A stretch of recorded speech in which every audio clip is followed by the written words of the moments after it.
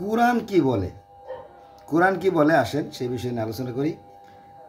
কোরআনে বলা হয়েছে যে প্রত্যেক জাতির জন্য কোরবানির নিয়ম দিয়েছি। প্রত্যেক জাতির জন্য কোরবানির নিয়ম দিয়েছি।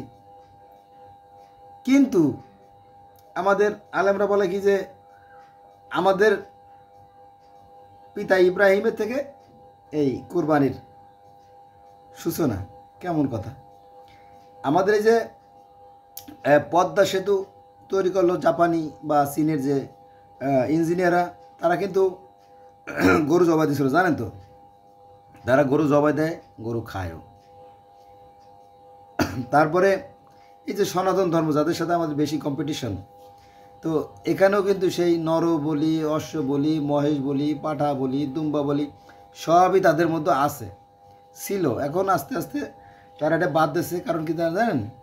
তারা বলে যে এগুলো বনের নিরীহ পশু, এগুলো হত্যা করা ঠিক না।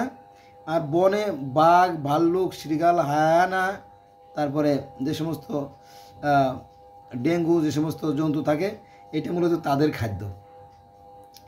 বনে বাঘ সিংহ আছে না, বনে বাঘ সিংহ, হায়ানা, বাগডাসা, শিয়াল, কুকুর যারা আছে, তাদের খাদ্য এই গরু, ছাগল, তারপরে হরিণ। কিন্তু মানুষে ওই বাঘের খাবারগুলো খেয়ে ফেলে।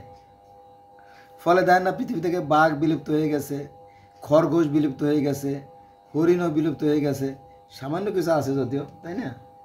এই যে জীব ও বৈচিত্র্য ধ্বংস হয়ে যাচ্ছে, এই জিনিসটা কি আপনার মাথায় খেলে না? আপনি বোঝেন না এগুলো? অন্যের হক নষ্ট করেন। আপনি গৃহপালিত যে সমস্ত জীবজন্তু আছে সেগুলো খান, মাছ, মাংস, দুধ, ডিম খান, সব খাবেন। এটা তো ভালো কথা না? ভালো কথা? ভালো কথা না। আচ্ছা, মূল কথায় আসি। তো এই যে যে এই প্রত্যেক জাতির জন্য কোরবানি বিধান দিয়েছি, এটা আছে আপনার সুমেরীয় ধর্ম, ব্যাবিলীয় ধর্ম, মিশরীয় ধর্ম, ইহুদি ধর্ম, খ্রিস্টান ধর্ম, সব ধর্মে এই কম বেশি এগুলো আছে। এটা নিয়ে মাথা গরম করার কোনো দরকার নাই। আর এই ইহুদি ধর্ম, খ্রিস্টান ধর্ম, ইসলাম ধর্ম, এই তিনটে ধর্মকে বলা হয় আব্রাহামিক রিলিজিয়ন। আর সনাতন ধর্মে এই আব্রাহিমকে বলা হয় প্রহ্লাদ মহাজন। এই চারটে ধর্ম প্রায় একই রকমের এবং একই কাহিনী, ভালো কথা লেখা আছে। কিন্তু আমরা ওই যে ধার্মিকতার অহংকারের কারণে, হিংসার কারণে, বিদ্বেষের কারণে, ঘৃণার কারণে অন্য ধর্মগুলো আমরা ছুঁয়ে দেখি না। এইটা হলো মূল সমস্যা। ধর্মগুলো কিন্তু সবই সুন্দর যদি আপনি দেখতেন, কিন্তু ওই যে আমরা অহংকারের কারণে দেখি না, লাভ নাই।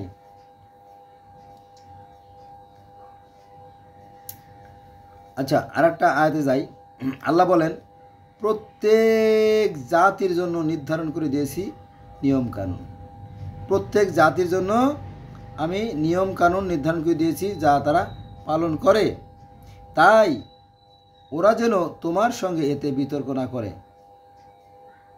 সূরা হজ আয়াত নম্বর 67। কত সুন্দর কথা, তাই না?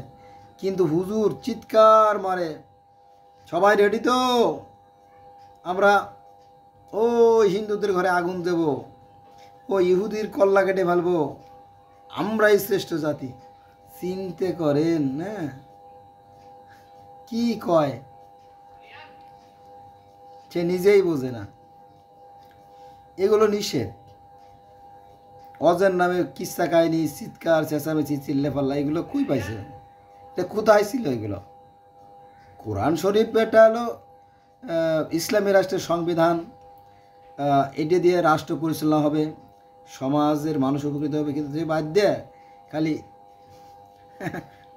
কি বলে না বলে, যাক আল্লাহ হেফাজত করুক।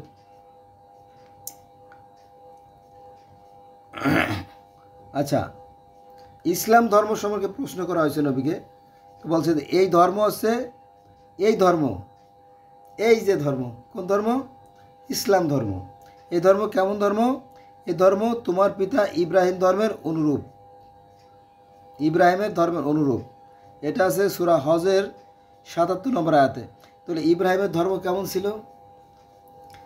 এই ইব্রাহিমের ধর্মের আগে গোটা পৃথিবীতে প্রায় ৪০,০০০ বছর ধরে বা ৩৮,০০০ বছর ধরে বা লক্ষ লক্ষ বছর ধরে মানুষ কী করতো? প্রকৃতির পূজা করত এবং মহামানবরা আবির্ভাব হলে মহামানবদের মূর্তি তৈরি করতো। এই তো এভাবে ধাপে ধাপে ধাপে ধাপে ধর্মগুলো পরিবর্তিত হয়ে আসছে। ঠিক আছে, এই তো। তারপরে এই ইব্রাহিম আলাইসাল্লাম ছিলেন খুবই শিক্ষিত ব্যক্তি।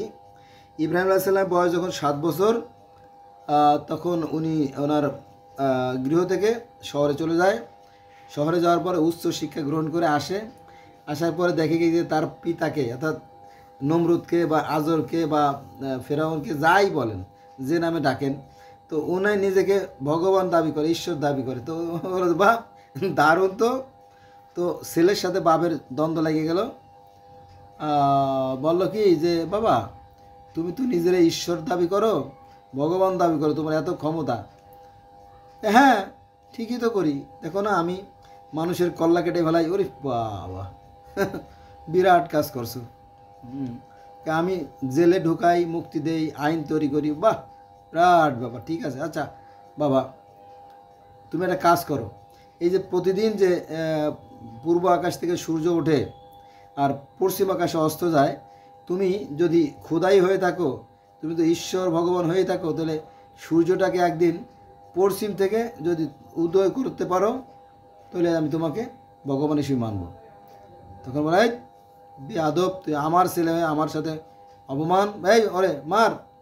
ওকে মারার চেষ্টা করা হয়, অনেকভাবে মারতে হয়। একবার পানিতে ফেলে দেওয়া হয়, বুকে পাথর বেঁধে, মরে না। তারপরে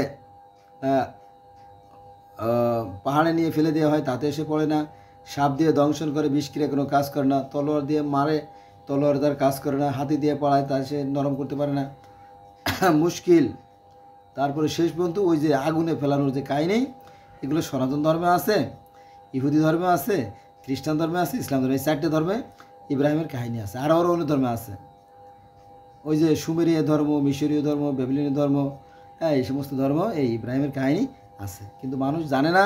ওই যে ধার্মিকতার অহংকারে এতই অহংকার, অন্যদেরকে তুচ্ছ জ্ঞান করে, হ্যাঁ, তখন শুরু হয়ে যায় ধর্মে ধর্মে সংঘাত। যাই হোক, আসুন আমরা ধর্ম জানি, ধর্ম মানি। প্রত্যেকটা ধর্মই সুন্দর, ন্যায় নীতি আদর্শের কথা বলে, সত্যের কথা বলে। তাহলে এই ধর্ম, অর্থাৎ এই যে ইসলাম ধর্ম, ইহুদি ধর্ম, খ্রিস্টান ধর্ম, এই 3টে ধর্মকে বলা হয় আব্রাহামিক রিলিজিয়ন।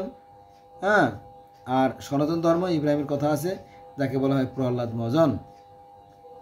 অনেকে জানে না, জেনে নিয়েন। প্রহ্লাদ মহাজনের জীবনী কাহিনী জানলেই বেশি জানা যাবে। আচ্ছা,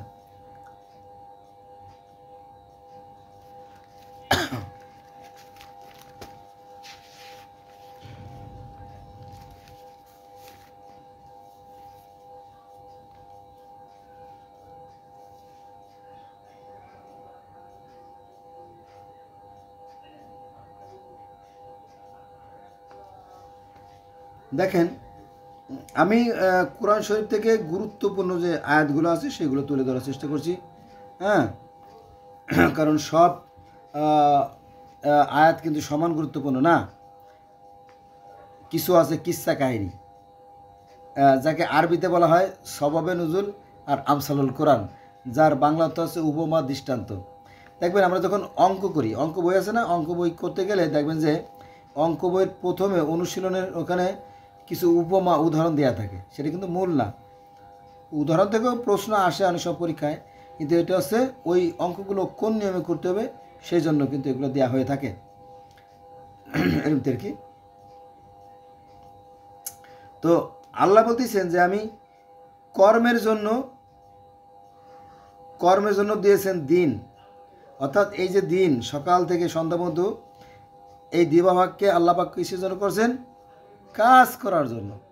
আদম আলাইহিস সালাম থেকে শুরু করে নবী মুহাম্মদ সাল্লাল্লাহু আলাইহি ওয়াসাল্লাম পর্যন্ত প্রত্যেক নবী কোনো না কোনো কাজ করতেন। কাজ ছাড়া একজন নবীও ছিলেন না। বোঝা গেছে? নবী মুহাম্মদ সাল্লাল্লাহু আলাইহি ওয়াসাল্লাম ছোটোবেলা চাচাদের সাথে বিভিন্ন দূরবর্তী রাষ্ট্রে যেতেন ব্যবসা বাণিজ্যের জন্য। শুধু তাই না, যুদ্ধেও অংশগ্রহণ করতেন। ছোটো মানুষেও যুদ্ধে অংশগ্রহণ করতেন। উনি তীর চালনা করতে পারতেন না, কিন্তু তীরগুলো কুড়াই দিতেন, পানি খাওয়াইতেন, তাই না? তারপরে আহত যোদ্ধাদের সেবা শুশ্রূষা করতেন, তাই না? এটা কিন্তু আজকাল এই ধর্মগুলোকে বাণিজ্যিক ভিত্তিতে চাষ হচ্ছে। দেখেন, কথা প্রসঙ্গে কথা বলতে হয়, এই যে বাংলাদেশ, এখানে কিন্তু যারা ইসলামকে নিয়ে আসছিল তারা ছিল যেমন শাহজালাল, শেখ ফরিদ, শাহপরান, বাইতুল বুস্তামি, এরকম তো অনেকে আসছিল। তারপরে যেমন খাজা মঈনুদ্দিন চিশতি রহমতুল্লাহ আলাহে, এরা কিন্তু এই দেশে ইসলাম নিয়ে এসেছিল যারা মাজারে থাকে, মাজারপন্থী যারা। আজকাল সেই মাজারগুলোকে ভেঙে দেওয়া হচ্ছে। দেখলাম কালকে যে রাজশাহীর বিশাল একটা মাজার ভেঙে দেওয়ার আয়োজন চলছে, ভাঙি ফেলাইছে আর কি। হ্যাঁ, কারণ এখন তো মাদ্রাসার দল ভারী, বুঝছেন। এরকম অবস্থা যুগে যুগেই ছিল। এ সমস্ত বাদ দেন, আমরা মানবিক হই, আমরা মানুষ হওয়ার চেষ্টা করি। মানুষের সাথে মানুষের হিংসা, মানুষের সাথে মানুষের বিদ্বেষ, ঘৃণা থেকে এই ধর্মগুলোর সৃষ্টি হয়েছে। কিন্তু মূল ধর্ম কিন্তু একটাই, সৃষ্টিকর্তার যে বিধান, যে ধর্ম, তার কোনো পরিবর্তন হয় না। যেমন আগুনের ধর্ম জ্বালাই দেয়া, আগুন ঠিকই জ্বালাই দেয়। পানির ধর্ম ভিজিয়ে দেওয়া, নিভে দেওয়া, ঠিকই নিভে দেওয়া যায়। ঠিক আছে, এটা কি? এইগুলো মূলত ধর্ম। আর এই যে আমরা যেগুলো করি, এগুলো মূলত ধর্ম না, এগুলো সম্প্রদায়। হিংসা, বিদ্বেষ, ঘৃণা, এগুলো সম্প্রদায়ের কাজ।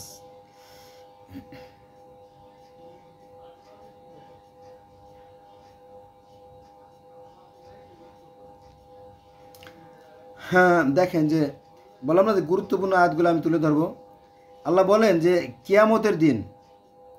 কিয়ামতের দিন দোজক প্রকাশিত হবে। কিয়ামতের দিন দোজক প্রকাশিত হবে অবাধ্যদের জন্য। আবার শোনেন, কিয়ামতের দিন দোজক প্রকাশিত হবে অবাধ্যদের জন্য। এটা আছে শুআরা আয়াত নম্বর 91। কিয়ামতের ময়দানে দোজক প্রকাশিত হবে। আবার এমন বর্ণনা আছে হাদিসে যে ওই দোজকগুলোকে শিকল বেঁধে টেনে টেনে আনা হবে, এরকম কাহিনী আছে। ঠিক আছে, যাক। তো আল্লাহ পাক কিয়ামতের দিন দোজক প্রকাশিত করবেন, সেটা হচ্ছে কোরআনের কথা। কিন্তু মিরাজ সম্পর্কে কিছু হাদিস বানানো হয়েছে, বলা হয়েছে যে নবী মুহাম্মদ সাল্লাল্লাহু আলাইহি ওয়াসাল্লাম সেই দোজক দেখে আসছেন। আবার ইদানিংকালে কিছু হুজুর আছে, যেমন মৌলানা মোজাম্মেল হক সাহেব, তারপরে মৌলানা লুৎফর রহমান সাহেব, তারপরে ওর নাম কী জানি, ওই যে অল্প দাঁড়িয়েলা, কারি ইব্রাহিম সাহেব। হ্যাঁ, ওনারা বলতেছেন যে না, দোজকটা রাশিয়ার একদল বিজ্ঞানী, ওরা মাটি করতে যেয়ে দোজকের সন্ধান পাইছে এই পৃথিবীর অভ্যন্তরে। কিন্তু ওই পৃথিবীর অভ্যন্তরে তো নবী মোহাম্মদ যান নাই, উনি তো গেছেন মিরাজে, তাই না? এই এক একজনে এক এক রকম বলে। হ্যাঁ, মানুষকে চমক দেখায়, কেন দেখায় আমি জানি না, এ ব্যাপারে আমার কোনো মন্তব্য নাই, যা সত্য তাই বললাম। তাহলে আল্লাহ বলতেছে যে কিয়ামতের দিন দোজক প্রকাশিত করা হবে, কাদের জন্য? অবাধ্যদের জন্য। সূরা শুআরা আয়াত নম্বর 91।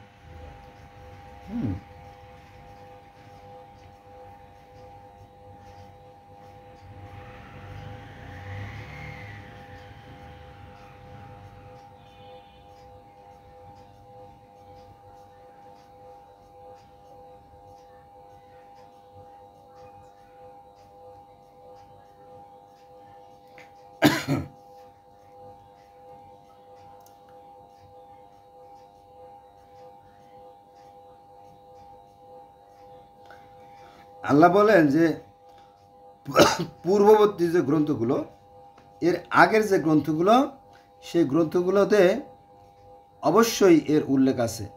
আপনি যদি অন্য অন্য ধর্মগুলো দেখেন, তাহলে দেখবেন যে ধর্মের সাথে ধর্মের একটা মৌলিক সাদৃশ্য আছে, সেই কথাগুলো চলে আসছে। এটা আছে সূরা শুআরা আয়াত নম্বর 196। এখানে আর একটা আয়াত বলি, আমি তোমাকে কি জানাবো, আল্লাহ বলতেছে যে আমি তোমাকে কি জানাবো কার নিকট শয়তান অবতীর্ণ হয়। এটা আছে সূরা নামল আয়াত নম্বর 221। এখানে আছে কার কাছে শয়তান অবতীর্ণ হয়। তো পরের আয়াতে আল্লাহ বলতেছে যে সে, অর্থাৎ শয়তান অবতীর্ণ হয় প্রত্যেক মিথ্যাবাদী ও পাপীদের উপর। সূরা নামল আয়াত নম্বর 222।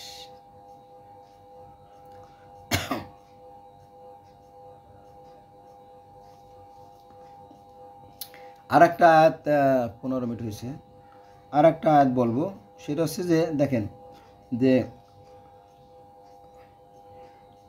স্মরণ করো, আল্লাহ বলতেছে যে স্মরণ করো যখন মূসা তার পরিবার বর্গকে বলেছিলেন আমি আগুন দেখছি। সূরা নামল আয়াত নম্বর 7।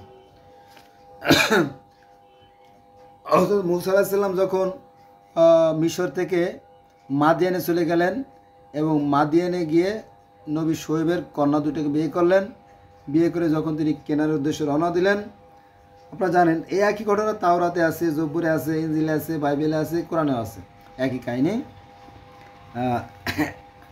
তখন আমরা যাকে বলি নবী শোয়েব, ইহুদি খ্রিস্টান তাকে বলে জেথ্রো, পুরোহিত জেথ্রো বলে, জেথ্রো। কাহিনী কিন্তু এক, নামের বেলা একটু ভিন্ন এই আর কি। তো ওই দিন আগুন ছিল না, আগুন নিভে গেছিল। তখন তার বিবিকে বললো, বিবি ওই যে দূরে আগুন দেখা যায়। তখন রওনা দিল। পরে সেই আগুনের মধ্যে থেকে আল্লাহ বলল, এই মূসা দাঁড়াও, আমি তোমার সৃষ্টিকর্তা। এরম কাহিনী আপনারা জানেন, এলো বিষয়। তো আল্লাহকে কখনো বলা হয়েছে জ্যোতি, কখনো বলা হয়েছে নূর, কখনো বলা হয়েছে নার, হ্যাঁ, কখনো বলা হয়েছে নাজাম, ওই একই কথা, ঠিক আছে, এই একই বিষয়। তো সনাতন ধর্ম এরকম বলা হয়, হ্যাঁ, তিনি হচ্ছে জ্যোতি। সনাতন ধর্মে ঈশ্বরের রূপ জ্যোতিময়, ইসলাম ধর্মে ঈশ্বরের জ্যোতিময়, ইহুদি খ্রিস্টান ধর্ম ঈশ্বর জ্যোতিময়, তারপরে মিশরীয় ধর্মে ঈশ্বর রা আছে জ্যোতিময়, এবং গ্রিক ধর্ম, রোমান ধর্মে ঈশ্বর কাওয়াস, তিনিও জ্যোতিময়। এভাবে ঈশ্বর জ্যোতিময়, জ্যোতিময়, জ্যোতিময়, জ্যোতিময়, জ্যোতিময়। কিন্তু ওই যে বললাম, আগে বললাম যে ধার্মিকতার অহংকারের কারণে আমরা এতই ফেলে পেবো বলি যে অন্য ধর্মকে তুচ্ছ জ্ঞান করি, ফলে এই যে ধর্ম শান্তির কথা বলে সেই শান্তি নিয়ে শুরু হয়ে যায় অশান্তি। অর্থাৎ ধর্মগুলো শান্তির কথা বলে, অথচ সেই ধর্ম নিয়েই জগতে যত অশান্তি, এবং এই ধর্মের কারণে পৃথিবীতে অসংখ্য যুদ্ধ হয়েছে এবং অগণিত মানুষের জীবন চলে গেছে। বোঝা গেছে বিষয়টা? আসলে আমরা মানবিক হই, আমরা মানুষ হই, হ্যাঁ, আমরা ভালো হওয়ার চেষ্টা করি আর কি। এবং তো আজকের এই পর্যন্ত রইল, সবাই ভালো থাকবেন।